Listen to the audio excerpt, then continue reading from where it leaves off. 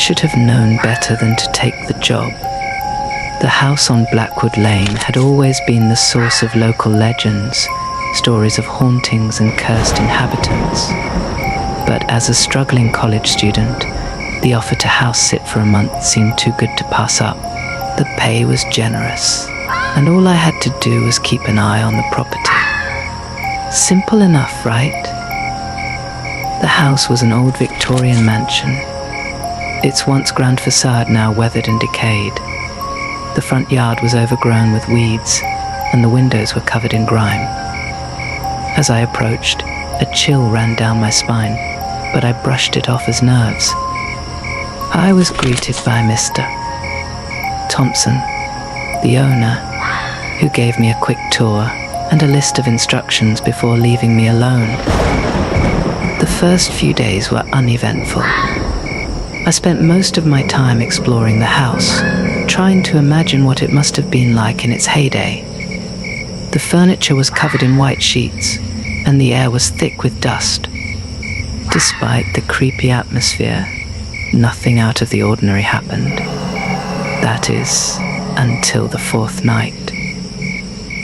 I was lying in bed, drifting off to sleep, when I heard a faint, rhythmic tapping. I sat up, straining to hear. The sound was coming from downstairs. I grabbed my flashlight and cautiously made my way to the living room.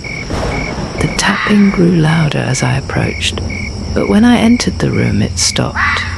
I shone the flashlight around, but there was nothing there. Probably just the old pipes, I muttered to myself, trying to shake off the unease. But the next night the tapping returned, more insistent this time. I followed the sound again, my heart pounding in my chest. It led me to the basement door, which was slightly ajar. A draft of cold air seeped through the opening, and I hesitated before pushing it open.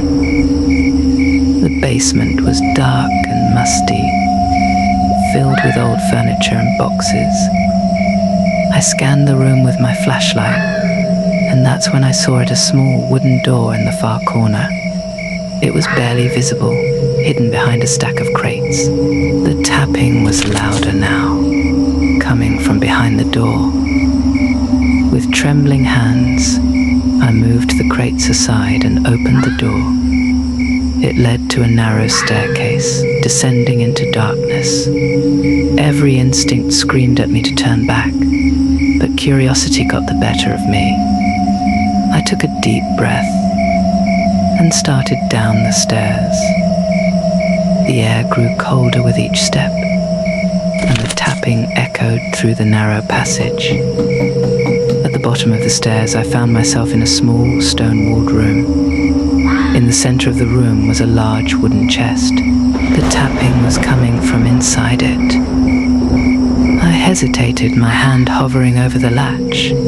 What could be inside? As I reached to open it, the tapping stopped abruptly, and a sudden silence filled the room. My heart raced as I slowly lifted the lid. Inside the chest was an old leather-bound book. It was covered in dust, and the leather was cracked and worn.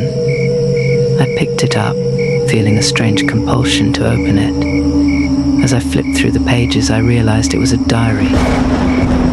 The entries were written in a spidery, elegant script.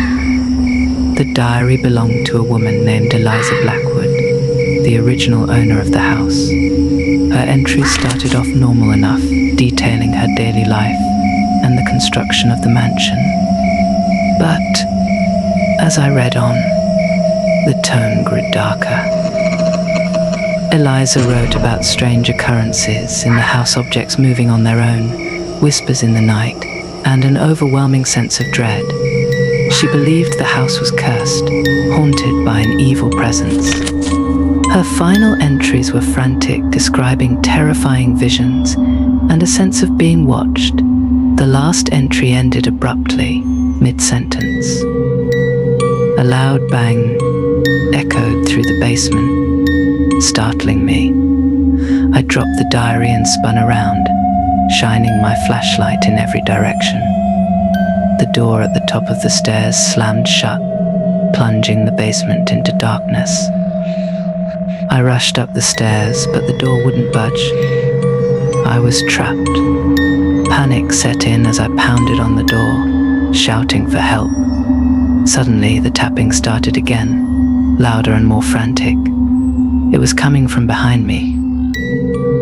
I turned to see the chest lid slowly closing on its own. The air grew thick with a sense of malevolence, and a cold hand seemed to grip my heart. I backed away, my breath coming in ragged gasps. "Please let me out," I screamed, tears streaming down my face. A soft, whispering voice filled the air, chilling me to the bone. "You should not have come here. You will join us just like the others."